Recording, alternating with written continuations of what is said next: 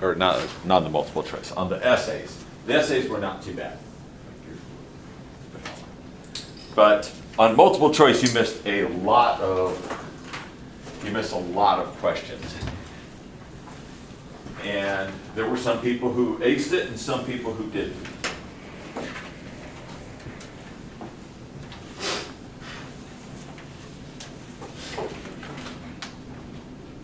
I think we had like one person who had a B or a C, I think. Everybody else got an A, even over 100, or D or below, which is very unusual for a course of mine. I had somebody this morning tell me, well, that's not unusual. Almost all my 1,000 level courses have that. That's not been the case in this class, which is why I was not expecting this at all.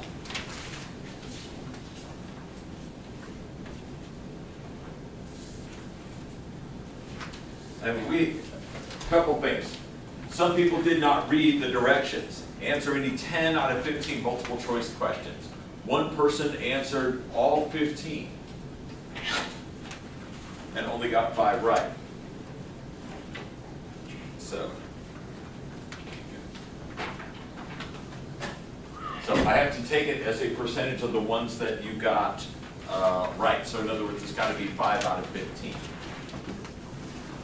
Again, the essays were not too bad, but I mean, there were some real obvious ones, like the group that provides the most economic and social freedom is not authoritarian. That is like the polar opposite. Again, we haven't had this happen, or I've not had this happen in a class in a really long time. So, was not ready for that at all. I mean, there were all things that we covered about ideologies. It's all on the practice test. I did a review. I did not have a single person from this class come to the review. I only saw one person that evening when I came in the night before the exam from 9:30 to 11, when I should have been packing. But I came on in, and I saw 2 people from class. And that was it. That's okay. My other class, it was kind of a similar story. I had 2 people show up for review out of 16 students. And so some people did pretty poorly. Again, with that class, I also gave a sample test. Okay, there's a person who's taking this class who could not be here a third of the classes due to a previous obligation. This person scored over 100, so it is something that can be done if you'll study. So I understand that most of you, 2 things come into play. Most of you are taking me for a test for the first time. I mean, I can kind of tell, I can actually tell who reviews the sample stuff. I can tell when you turn in your papers. I can tell who's following directions and who isn't. That's one thing I like about the hybrid model. I can tell that as of this morning, out of all the election guides that are turned in, the revisions are due today, only 4 people followed directions from the first part of the rubric. So I put that on in to see who's actually reading the rubric. This is how you get graded. This tells you point by point, a checklist of everything you need to do. I can tell who isn't reading it because you won't label the attachment correctly. I put that in there because of Van Halen. Oh, y'all don't know who Van Halen is?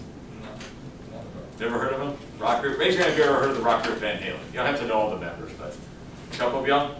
I learned this from Van Halen, believe it or not. Van Halen had something. They always put on the best live show. Even if you didn't like rock and roll, you would totally love their shows. Their shows were great. I mean, they had good albums, but I mean, they were one of the groups that made a ton of money playing in much bigger venues than everybody else.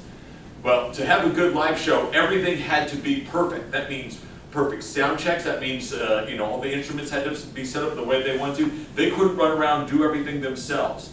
So they put a long list of their checklist, all the stuff they needed to have done. The very first item on the list said in their hotel room, they wanted 4 bowls of M&Ms. All the yellow in one, the green in one, the orange in one, the brown in one. Or 5, I guess there were the red ones. They've added several since then, I get it. If this was not done, the first item on the list, that meant that the people had not done their job right, and they would never do business with this group again. And they made sure everyone knew about it. Because for them, they had a very specific way that they wanted everything done. It was hard to go over all 100 before a big show, like their big show up at the Cotton Bowl. They couldn't get all that in, so they wanted to make sure somebody at least read the directions that they had provided. And that was the first item on the list. So when they go into their hotel room, if they didn't see the M&M setup, they knew never to work with that group again. Make sure that everyone in the music business knew never to work with this group again. And I don't do it just by accident. I do it for a reason. Because if you turn in a paper that says election guide paper, I have lots of classes, lots of election guide papers. Your paper will overwrite or be overwritten if you all turn it in with the same title. That's how computers work. Do you all know that? Titles? So that's why I make sure I know which class it's coming from. That's why I know which semester, I know which assignment, and I know which person turned it on in. You've got to do all of those things. Also, it's not just for my benefit, it is for your benefit as well. Because when you get out in the real world, you'll have tons of files for everything. You need a good filing system. And I didn't realize that until I got to Washington, D.C. It took me about a week to realize I was losing billable hours just looking for stuff. You'll find this no matter what you get into, you'll have tons of files for everything. So have a filing system. Other students are used to this. 3,000 level students, for all my exams, I didn't even tell everyone to label their tests correctly, their take-home tests when they turned them in. But I would say about 90–95% were labeled correctly. Only 4 out of this class, that's like 1/4 of the people, labeled their attachment properly when turning it on in last time or this time. Get it in today. All revisions are due today. Otherwise, I just grade what you had last time, and all of the errors go into that. This is your opportunity. I don't like grading papers twice. Did you see my revision? What? Did you see my revision? Did you post it? Yeah. Cool. Did you label the attachment right? Look again at the rubric.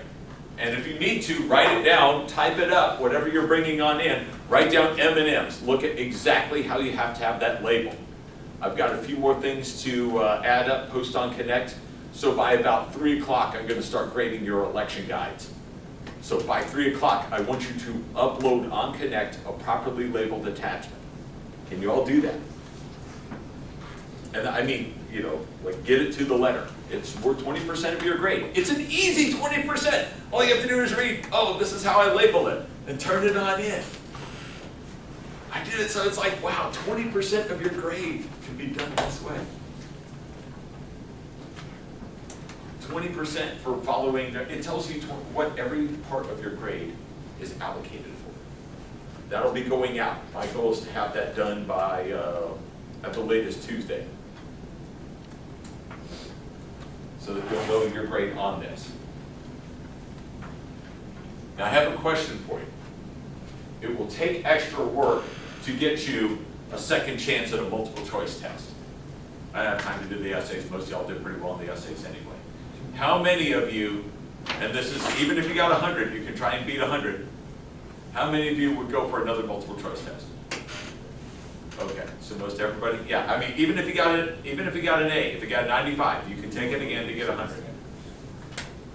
Now, right now, somebody got an A right now goes, can we go lower? No, I'll take the higher of the two. I did test in the Slytherin, but I'm like one of those nice Slytherins who turns out to be having a decent money. Okay, but I want you to take advantage of this. That means at the beginning of class, I'll give out another exam. That means I'll come up with another 15 questions. Don't answer all of them. That was my gift to you. I recognize sometimes you've got away games, you've got something come up, you get sick or so. That's why you only have to answer 10 out of 15 questions. Multiple choice. Some people answered all of them. Not a good idea. And my nephew was looking at me while I was grading him back from the cotton picking fair, and he goes, maybe they were just trying to get all of them right. It's like, it's a bad strategy. Just do 10 out of 15. The 10 that you know best. And be ready for that on Wednesday. So it's a second chance to look over your stuff. Make sure you know it. You can hang on to the tests that you currently have. I would look over that. I would look over sample tests. Get the test back to me on Wednesday. This will be in on Wednesday. Go ahead. Which test? The test I gave back to you today. Oh, so it's gonna be like the same question? There'll be similar questions. They won't be exactly the same. Want to see if y'all can do better. I've never had, or actions, I haven't had to do this since 2007. Mostly I tend to get people doing pretty well. Go ahead. No, Okay. So make sure you're ready for it. This is one last opportunity. It won't be there for the second exam, won't be there for the third exam. But because most of you are taking me for the first time ever, may have been caught off guard. Okay, any questions?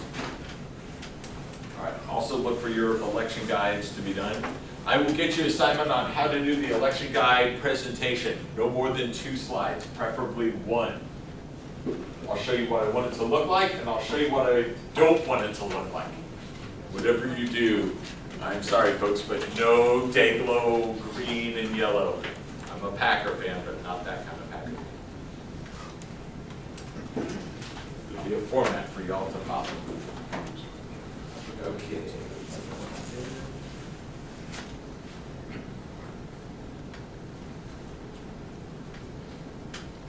All right.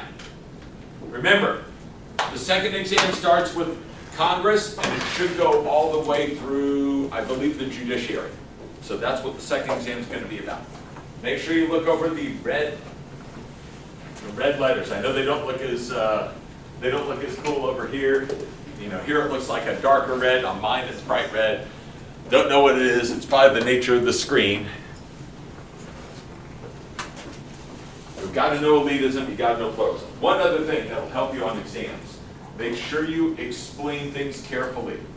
One sentence will not do it. Also, don't put a variable down unless it actually varies. The Constitution is not a variable.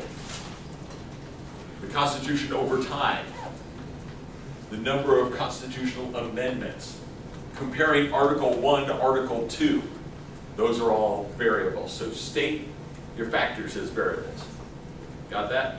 Mostly I was, the other reason I wasn't like completely ticked off, I was upset, but I was less upset with your essays. For the most part, you all did much better. The essays are supposed to be tougher, so that's good. It's like Georgia, you know, they do well against good teams and they struggle against easy. Which I should be easy. Can't wait to see. I would really feel all this extra work would be worthwhile if I had a lot of 10 out of 10s, which is what I'm really looking for. So please take advantage of this. Already done elitism and Congress. Actually jogged by Capitol Hill. Very rainy, by the way, very wet. But I will say one little thing to add on to all this. If you were interested, this is my first time going to the Washington, D.C. Internship Institute. It is awesome. I am so freaking jealous of all of you and the opportunity you will have if you go to study a semester in Washington, D.C., either a Jan term or a fall, a spring semester. They don't have a summer semester. Bless you. Although more people, I think, would do it if there was a summer semester. But seriously, take advantage of something like this. I was like, dude, I want something like this. I would love to have done an internship like this. I mean, I was within walking distance of a lot of things. And the African American Museum, I was there, it just opened this week. Like, I jogged over at like 6-something in the morning. The line was already going around. You basically, tickets are sold out until January.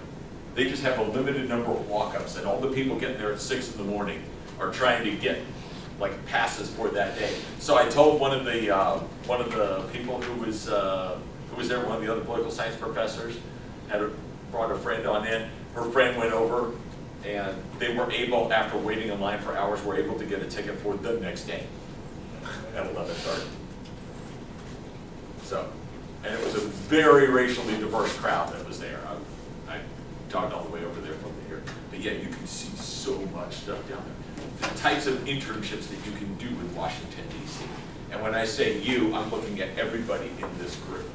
Seriously, try and take advantage of something like this. It's a way to get experience. It's a way to get contacts. It's a way to get some course credit at LaGrange College. And hearing some of the stories about the students who are up there, getting to meet them, and to hear about some of the past graduates, it's impressive. So if you can, It's a gamble to go up to Washington DC, be apart from a semester here, but if you can, take advantage of it. I did an internship in Milwaukee for a US Senator, and I kept thinking, damn, this is so much cooler. All right, pluralism and Congress. Remember, this is not liberal versus conservative. This is pluralism versus elitism. Elitism, remember how I told you the inside story of how everything works? And how connections are made? When you go up to DC, if you work for a member of Congress, you'll see several more, many more perhaps, that'll lead you to believe that Congress is nothing but an elite institution. Also for the exam, you gotta know trusteeship model. What is trusteeship model? What are you voting in?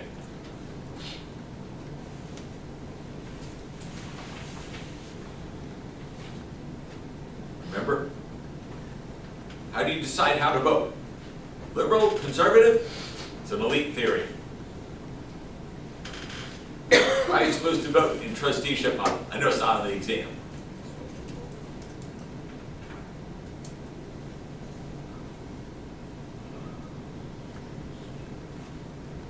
Y'all remember? What is a trustee? You hear this? Board of trustees? You ever heard of these? What is a trustee supposed to do? Supposed to represent the larger, bigger picture, not just your little. Oh, I like that. That's a good start. Represents the bigger picture. Which bigger picture? That's a good start. Finish it off. Who's going to come in relief? You ever hear about board of trustees? What do the board of trustees do? You're right. Like we have a board of trustees. Don't they like oversee everything? Yeah. They oversee, I mean, they're the ultimate governing board of the college. You've got the president who does the day-to-day operations, but twice a year the board of trustees comes in. We used to have a former congressman who was a member. I'd always bring him to my class during board of trustees time. One of his stories, I brought him in not long after 9/11, and his daughter was in the room only a couple feet from President Bush when the 9/11 attacks began. And so he had some interesting stories to tell. But yeah, trustees mean you represent, their job is to look out for the interests of the college as a whole. Trusteeship should therefore, nationwide, Congress is looking out for whose interests? Tyree, what do you think? You look like you do. Sorry, misread then. Go ahead, Grant. The nation? Yeah, you're supposed to look out the national interest, as opposed to your district. Somebody'd say, well, you're not doing this, this isn't always good for the district. Sometimes a member of Congress will shut down something in their own district because they feel like it's inefficient or cost the taxpayers. You're like, but it was a lot of jobs in our district. Yeah, but it was like costing money, it was inefficient. When you vote that way, you're voting the trusteeship model. Now, how would that be elitist? What you thinking, John?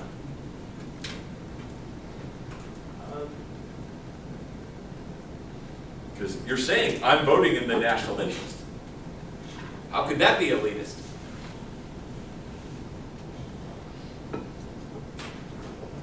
I'm trying to think of a way to put it. That's fine. I asked you a really hard question, so give me a shot.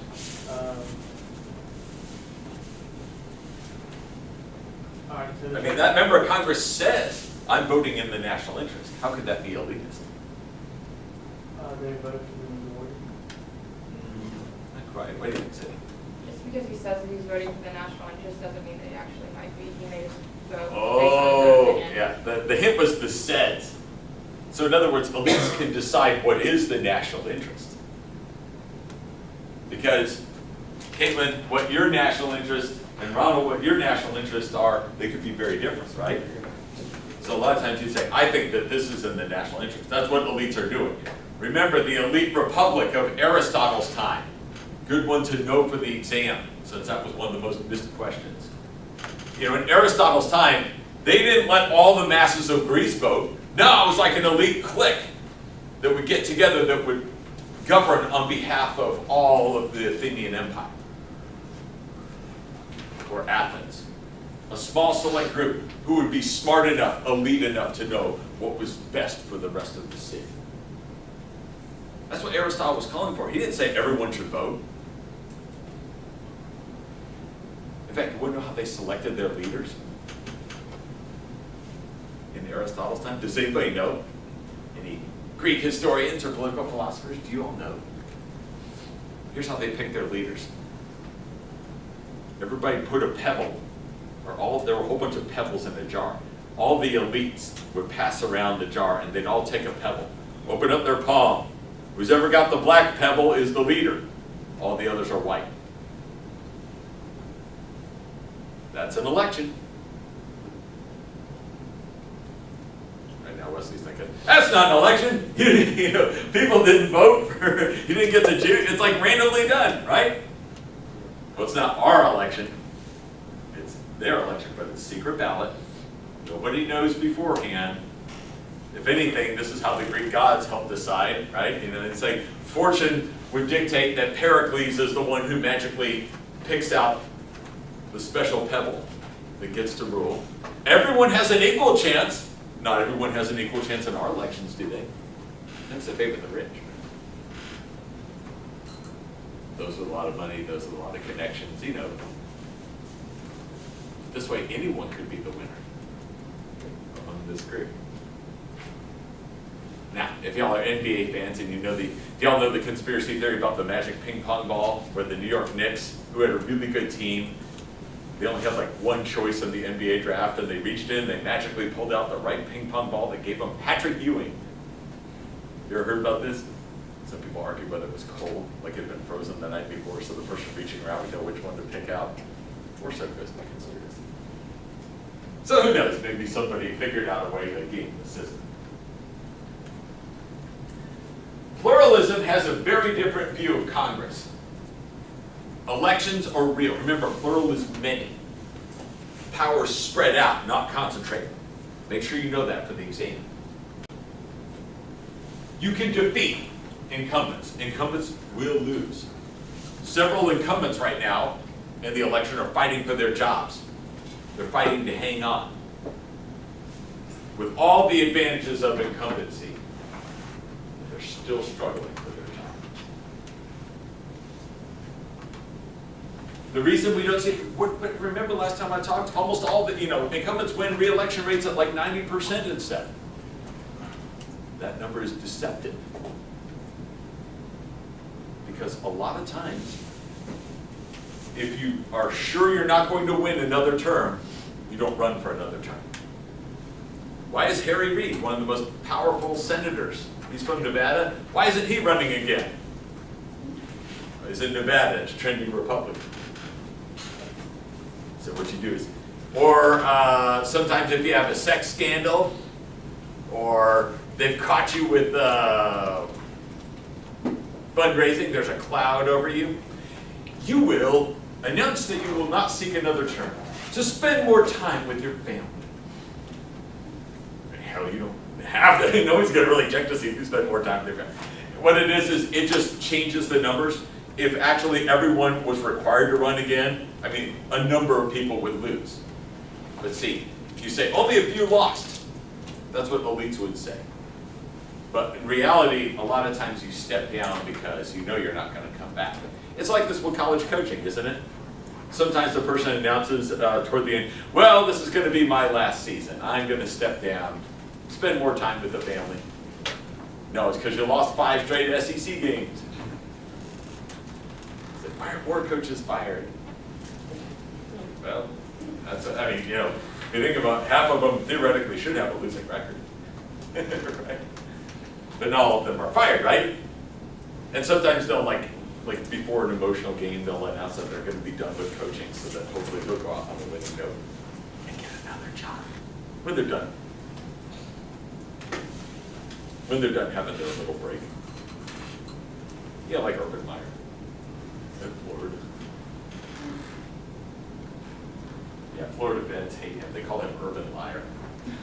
Because he's like, no, I have to step aside for health reasons. I can't go on coaching more. My heart can't take this. Well, in 2 years, when I'm in an easier conference, and I don't have to face Nick Saban every year, and half my players won't go to jail, like Aaron Hernandez. And not that I'm a Florida State fan.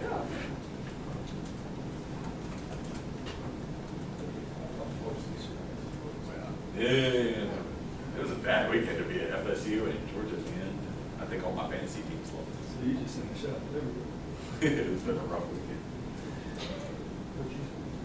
Shakeup of congressional seats. That's also what happens.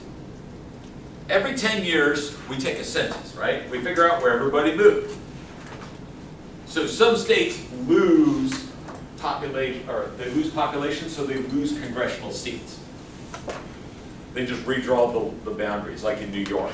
New York might lose 2 seats in the next census, so then they'll redraw all the lines again for population. Now, all districts have to be they don't have to be the same size, they have to have the same population size.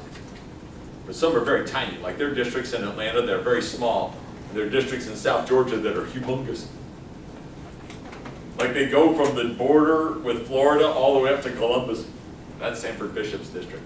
One of our students, by the way, worked for him in the DC internship. But yeah, they have reapportionment. And it's a big competitive time. I mean, people are drawing lines. Georgia, over the years, has picked them up. I remember when Georgia had 11 electoral votes, and now they've got like 15. So the population goes to Georgia, you got to draw them in certain ways. But the important thing is, do y'all remember that term for when the elites draw the boundaries? What do we call that one? Good to know for the exam. What you got for me, Quentin? What was that process where they draw stuff all over to help themselves get reelected? Do you remember that term? It begins with a G. So his name begins with a G. He's going to try and weigh in. It's what? Gerrymandering. Yeah, Elbert Jerry. And what they have is this idea that people just go and they draw the maps the way they help themselves. But in reality, pluralists would say lots of people get involved in the state legislatures, governors, the courts even get involved. Florida has to redraw their districts because they drew them on purpose to dilute minority representation. In other words, they tried to make sure that they had, Florida drew them in a way that hurt minorities. And so that's why Florida had to redraw all the districts. Incidentally, 1 or 2 people decided not to run for re-election after they drew the districts to help themselves, but when the court said, no, these violate the Voting Rights Act, they were like, well, I think you're going to spend more time with the family. You know, that would be like an interesting thing to scientifically analyze, like how much time you really spend with your family afterwards. So you could look at people who stayed, they're stepping down to spend more time with the family, and then check out their Facebook posts. No, they're not spending more time, they're lobbying. They're still strangers to their family. But the important thing is, lots of groups get involved. State courts, national courts, state legislatures, Congress, governors. Too much for a small clique to run everything. And of course, we don't draw state boundaries differently, do we? Right? I mean, it's not like Georgia gets bigger, so we like take part of Alabama. Right? I mean, in the US Senate, they don't redraw the boundaries. Okay, so like over maybe some lake or water rights, they might draw things like a quarter of a mile or so. You ever seen how touchy that gets? You don't believe me? Go up by Chattanooga. Where that Chattahoochee River goes, like a tiny sliver of it goes through Alabama, and whoa, that's millions of dollars in battles. Go ahead. I was Rick. actually reading something that was talking about 4 states selling itself off to look like states beside it that are richer, like, I don't know. Like, we'll give you a piece of our land if you give us. Yeah, sometimes Native American reservations, there's one not far from us, they said, yeah, we'll accept, you can have a nuclear waste site on our reservation land. Of course, it'll cost you a lot of money. Very controversial out west. Yeah, Nevada years ago agreed to hold like all the nuclear waste in the U.S. And let me tell you, that Nevada senator did not get reelected. He said, but it brought a lot of money to the state. Yes, but it brought glowing things. A glowing recommendation. Now it looks like something out of Springfield in this instance. It's called Yucca Mountain. And that's named for a cactus. Western. They've also split up things. Remember, pluralism is about many rule. They've split up things so that, yeah, in the old days, committees used to run things with an iron fist. but they've broken up things with more committees and subcommittees, so power has been decentralized. This is relatively new reforms since the 1970s. Harrison's thinking, that's not new. Well, relatively new in the history of the US. But yeah, they tried to break down the power, because otherwise you had these committee chairs got to be super powerful. Like, you ever heard about that bridge to nowhere? Why were they building stuff for Hurricane Katrina up in Alaska? Geographically, that's a head scratcher.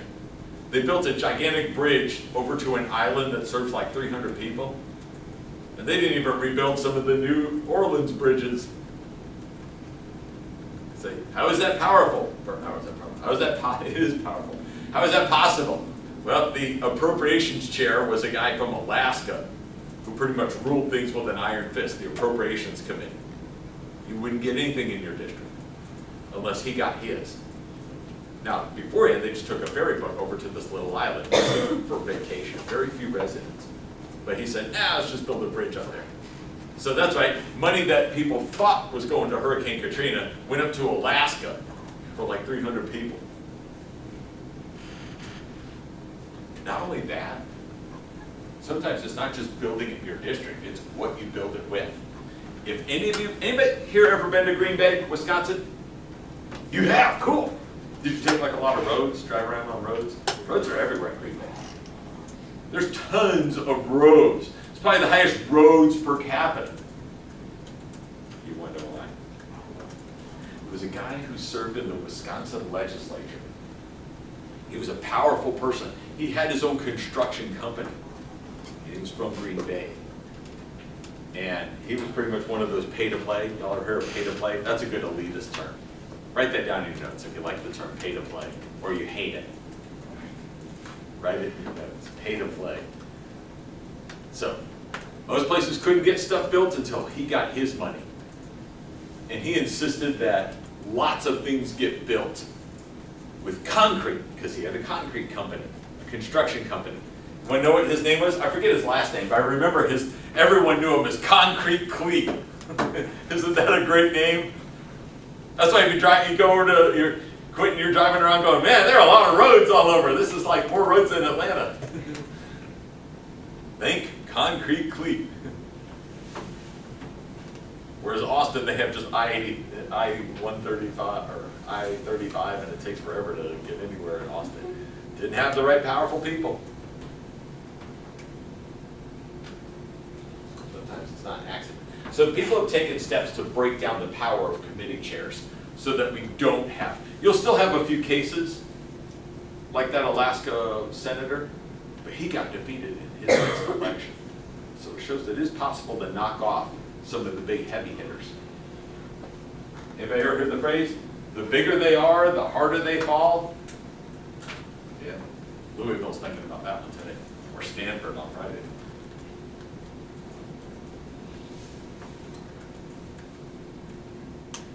Not only that, Congress also plays an oversight function. Their job is to hold the executive branch, feet to the fire. Anybody know the first ever congressional investigation? Probably not. Anybody want to guess which was the first president to be investigated by Congress, subpoenaed and forced to testify? Who do you think was the first president to be dragged before Congress? People demanding answers. Anybody know? Any guesses? Take a risk. George Washington. Who? George Washington. Yeah, it was George Washington. The first U.S. president. First U.S. president investigated. He sent off squads of 300 and 500 people to go fight the Indians from the Shawnee Indians, the Iroquois Confederacy. They used to be British allies. And one of them was drunk like 90% of the time, and his forces got smashed. So Washington sent over one of his buddies from the Revolutionary War, Arthur St. Clair, who was a pretty good organizer. He thought St. Clair will do the job. And St. Clair got to a certain spot in the river, the Wabash River, of which Wabash College Any baseball players here? Sometimes the baseball team plays Wabash College, sometimes soccer or so. But at any rate, yeah, it's up in like Indiana area. And they got like half their forces across the river, and the Indians waited and ambushed them. We lost more people at the Battle of Wabash than any other battle we fought, even Custer's last stand.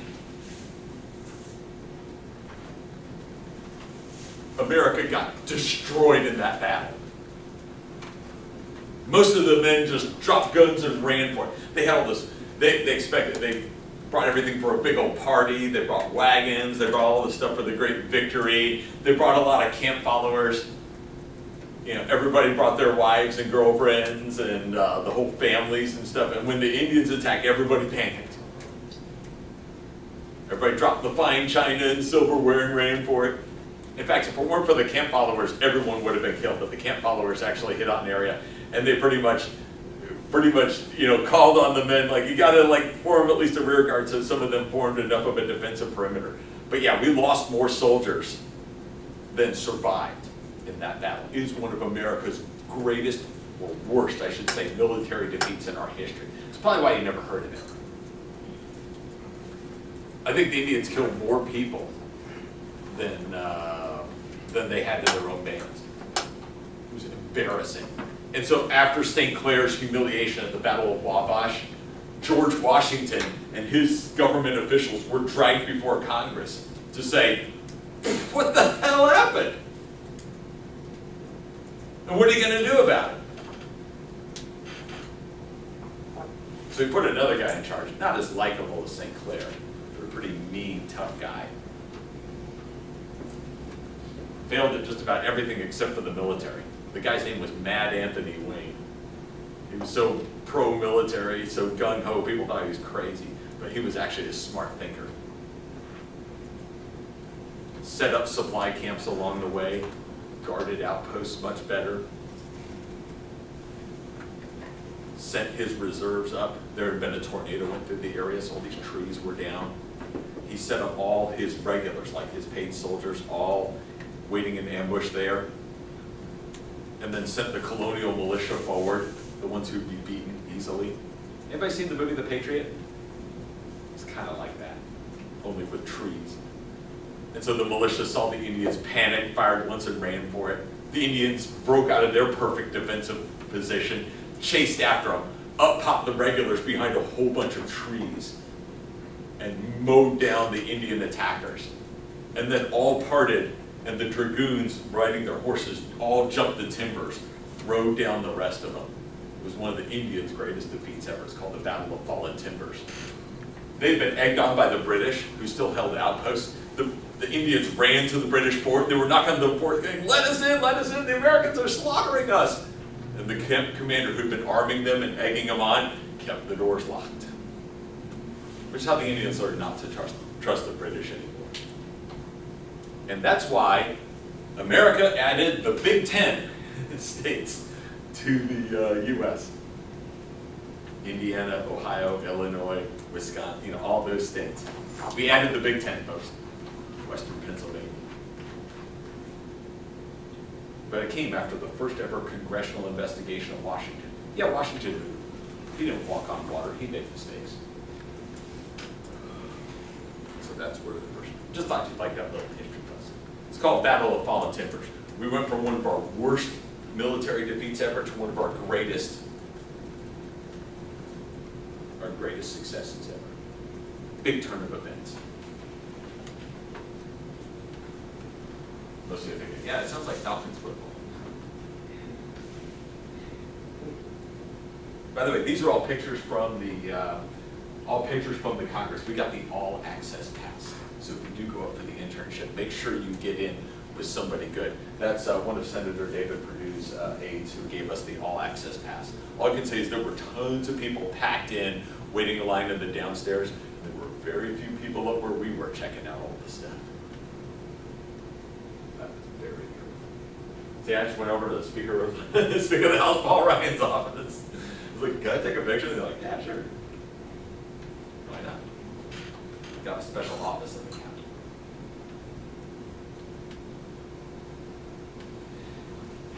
investigating the president and the cabinet is not the only function of Congress. So I keep talking, people are like, oh my gosh, Congress just hates Obama. They keep dragging his people before Congress. Everybody does it. Now remember, checks and balances, separation of powers, very pluralistic. Got to know this for the exam. We set it up so we wouldn't have a dictator, that one person couldn't take over everything. Them's the rules. So, the executive can block the legislature with a veto. Did y'all see? What did Obama veto? Did y'all catch that? He vetoed something last week. Yeah, so they had passed a law, or tried to pass a law that said that U.S. citizens could sue family members from Saudi Arabia involved with terrorism. Mm-hmm. So Congress passed a law saying, yeah, we can sue Saudi Arabia, the royal family, the members of the Saudi government, if they were indeed involved in the 9/11 attacks. Now, there were Saudis, like 15 of the 19 hijackers came from Saudi Arabia, so we know that much. What we don't know is whether Saudi Arabia was involved or not. Oh, somebody knows. If you don't believe me, by the way, here's my little moment of elitism for today. If you go read the 9/11 report, there's like about 44 blank pages that were in the report, but when there were Xerox, somebody put a white page over them so that information wouldn't come out. This is not like JFK conspiracy theory kind of stuff. It's what was actually done. Saudi Arabia is even saying, we didn't do anything wrong. Publish those papers. But we don't for some reason, which only fuels the conspiracy theorists. Personally, if you want my 2 cents, it's most likely it would reveal how closely tied many of our members of Congress were to Saudi Arabia. If Saudi Arabia said, sure, publish them. I don't know that it involves terrorism so much. But nevertheless, yeah, Congress passed a law. Obama vetoed that, saying, no, we're not going to sue Saudi Arabia. We don't have any proof that their government was behind this. You would just open up a big can of worms. And next thing you know, we're going to be hit with a lot of lawsuits for Iraq and Afghanistan and things like that. Well, anybody know what happened this week? Congress overrode the veto for the first time in his presidency. It's very rare, but yes, Congress with a 2/3 majority can override a presidential veto. It doesn't happen too often. So what is still suing Saudi Arabia? So now we can sue Saudi Arabia. Although I read some of the papers up in Washington while I was on the subway, and they cool Metro, by the way. MARTA's good, Metro's better. If MARTA were like Metro, man, we'd never drive anywhere. Traffic would be like absolutely. But yeah, they pretty much were. They were pretty much saying that they doubted any lawsuits would ever go forward. It was just more for political reasons. So no, that was just their opinion. They also said that the president didn't do a good enough job explaining and reaching out to Congress about the law. Yeah. Okay, so you read that one too. Senator Bob Corker from the Tennessee, who's on the Foreign Relations Committee, said as much. But yeah, the executive implements a law. Congress passes a law. The president's team and the executive branch, they implement the law. Very different from the British system, where the same group that passes the law implements the law. Harrison, what do you think about that idea? Should the same people who pass the law implement it as well? Or do you think that that consolidates too much power? I think that gives too much power. What would be the benefit of having a Republican Congress pass something that President Obama then implements?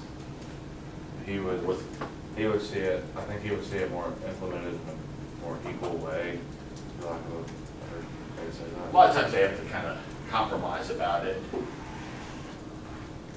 Yeah, it's, now granted, Republicans are like, well, it would be much better enforced if it were a Republican in office. Democrats are like, why'd Obama become so moderate? Hint, Republicans have controlled Congress most of Obama's terms in office. Yeah, I love, I was at a Bernie Sanders rally, they're like, Obama's like governing like a moderate. Well, he kind of has to because Congress passed a lot of laws. What? Oh, well, take some time. Yeah, if we had a Democratic Congress, he'd probably be a hell of a lot more progressive. But that's how it's set up. It forces the groups to work with each other. That's a very pluralist idea. The executive branch nominates judges. They send the judges forward, not Congress. Congress will approve them or not. This election, by the way, for the first time in years, decades, we're only going to have 8 members of the Supreme Court. Anybody know why? Because they won't We're give. supposed to have 9. They won't give Merrick Garland a hearing. Yeah. What happened is, Antonin Scalia died, and he was a conservative. Heck, I was in high school when he got picked, so he'd been around a while. A legendary conservative. He died in office in February. Wait, was it February or January? I think it was during the break. Whatever the kids' fall break was. But anyway, yeah, he died in office. And so Obama sent up somebody named Merrick Garland, who, by the way, is like about as centrist as you can find a judge. I mean, this don't take it from me, take it from Utah Republican Senator Orrin Hatch. When they asked him, they said, well, who could Obama nominate, who would get passed? And he goes, well, Merrick Garland, but it's not like Obama's going to pick him. Well, then Obama picked him. And then the Republicans are like, oh crap, we said we'd confirm this guy. So they haven't given him a hearing. I mean, it's up to the president to nominate someone, but it's up to Congress to give them a hearing and confirm the nominee or not. So technically, both sides are doing exactly what they're supposed to on paper. Does that make sense? In reality, both are saying, well, whatever, they can argue back and forth. But still, for the first time in a long time, we only have 8 members on the Supreme Court during an election. Here's what's probably going to happen. If Donald Trump wins, then Garland will never get a hearing, and Trump will nominate his own nominee to replace Scalia, who might be conservative. I'll talk about the might be. Now, if Hillary Clinton wins, most people think Garland will be picked like the next day, because they think Hillary Clinton might nominate someone who's more progressive. So may as well go with the centrist. Just FYI. Congress also controls the money. When our deficit went up in the 1980s, President Reagan would get on TV and say, well, the president can't spend a dime without Congress. And he was right. Congress is the one where spending bills go through. Presidents can veto, they can negotiate, but yeah, your spending comes from Congress. Something Donald Trump and Hillary Clinton or Gary Johnson will have to deal with. I mean, you can use the threat of veto to get some stuff you want, but Congress originates the budget, which is why Obama is far more moderate than most people we get. Can I say something like really politically incorrect? There was a joke in the 1980s, and this is a bad joke. I'm just giving examples of bad joke, but it illustrates the point somewhat. They would always talk about when we were battling with Iran over hostages. People during the Carter administration would always try and work with Iranian moderates to get the hostages free. And the joke was, an Iranian moderate is somebody who's out of bullets. You become more moderate. But nevertheless, like I said, politically incorrect. But at the same time, you know, a lot of times you're moderate because you have to be. You know, why is Obama moderate? He'll be one of the most moderate presidents in our history. Well, he has to be because Congress is controlled for like 75% of his tenure is controlled by, the House is controlled by the Republicans. And the Senate for his last two. So that's how it goes. You're moderate because you have to. They also have some, you know, again, reminder that the Senate will determine who gets on the Supreme Court, who gets on a federal court. States pick their own courts. But federal district appeals courts, U.S. attorneys, all of them are nominated by the president, confirmed or denied by the U.S. Senate. Hell, you got to get through the judiciary.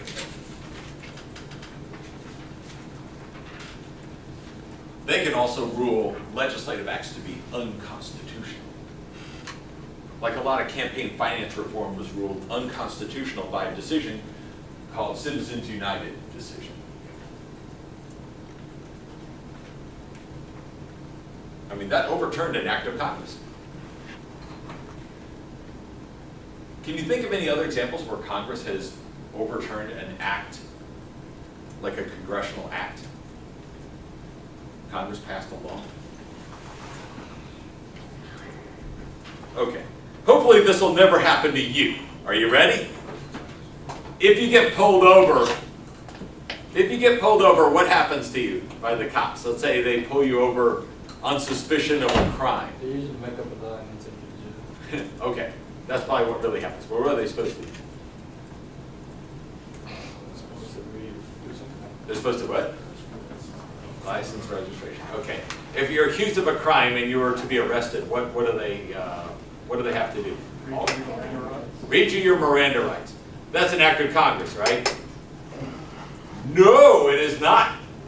Congress actually passed a law saying you don't need to read somebody their Miranda rights. You don't have to read them anything. No, 1960s. But the 1966 Supreme Court ruling, Miranda law, struck that down and said, in fact, you are required to inform somebody of their rights.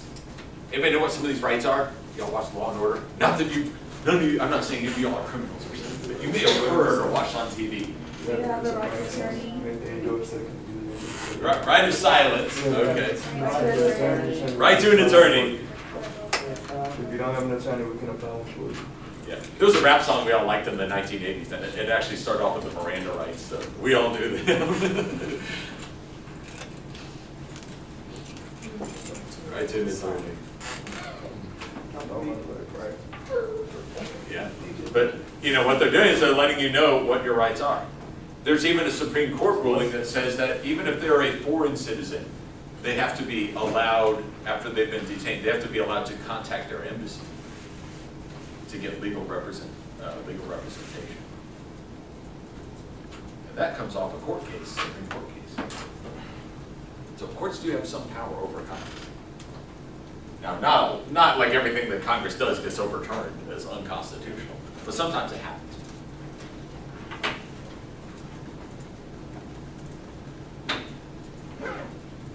And if you need, every so often I'll put up a little summary graph, whatever you need to do to know your checks and balances.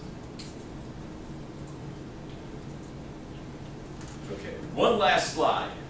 You've probably heard of these. A filibuster. A filibuster. Anybody know what a filibuster is? Just conceptually.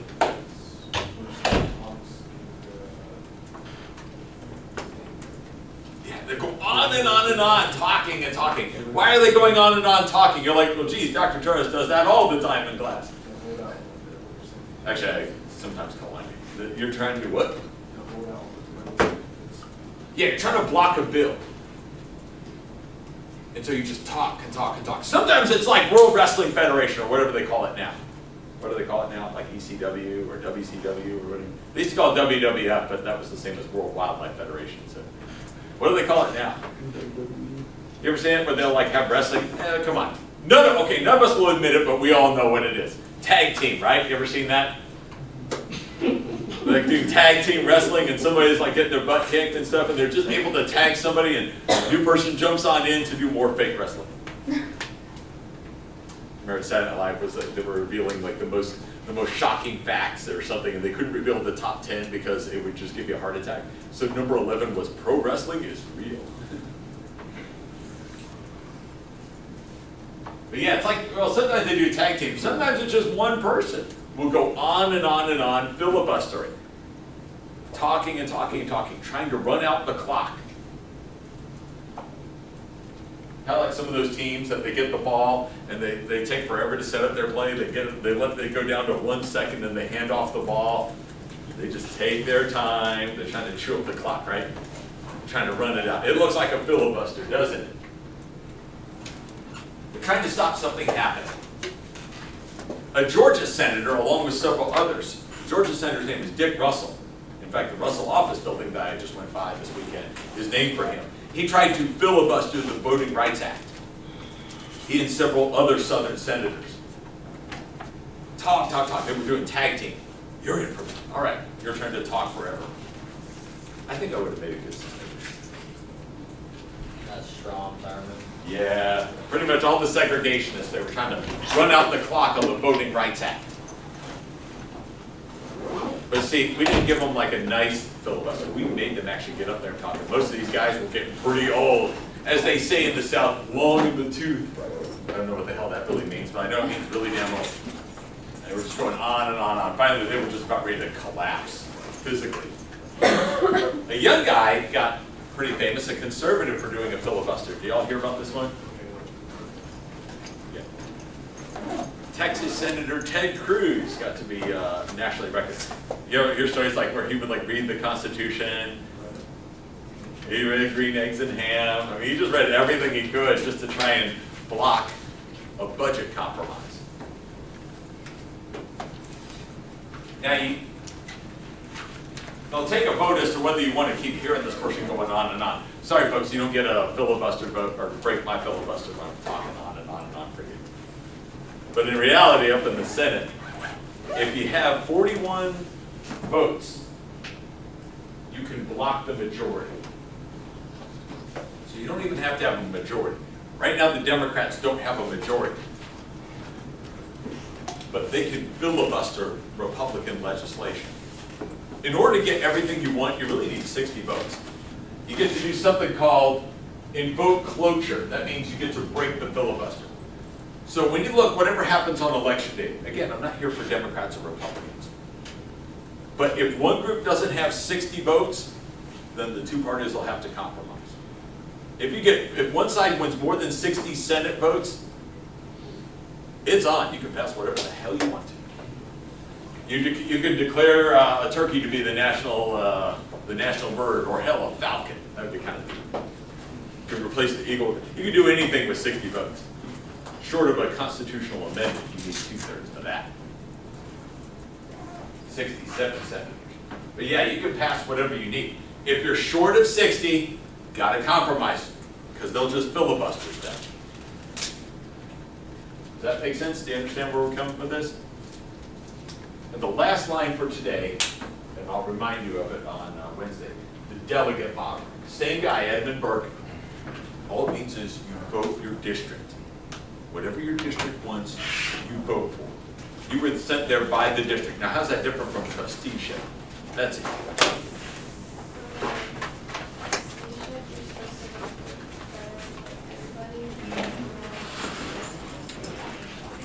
Yeah, like have you ever heard of Fort McClellan up by Anniston, Alabama? If Senator Richard Shelby wants to protect Fort McClellan, even if it's in the national interest, even if Fort McClellan is way behind the times, even if Fort McClellan sucks, in the delegate model, you've got to defend it. Defend the turf. Defend this house. Defend Alabama. But if you're voting national interest, yeah, sure, close it. See how that goes? We'll review a little bit after your test. Thanks.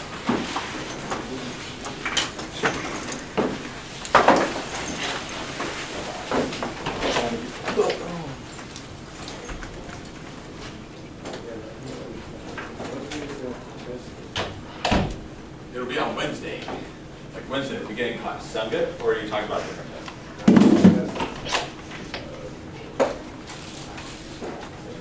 All right, so when's a good time you can take this? I have a class till